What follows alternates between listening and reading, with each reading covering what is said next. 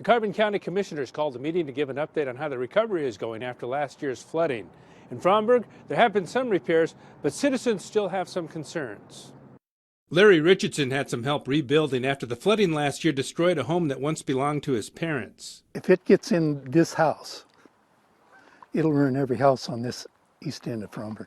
Richardson says FEMA wants him to install something that would help in case of another 500-year flood. I can stand up under this house the way the Amish built it for me, and I love it the way it is. But they want to come in and put some kind of gates under there, so if it floods again, it'll go underneath the house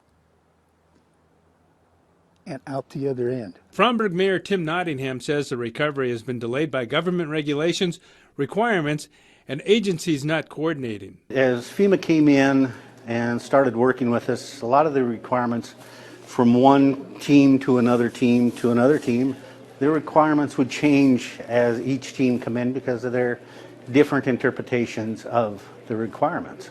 And we were subject to spending a lot of hours trying to do the paperwork necessary to try to get things to go forward. The mayor says the bridge and banks on the Clark's Fork will need to be fixed to make sure the wells do not get damaged. We're still working every day on flood recovery. Recovery is a super long process, daunting, tiresome.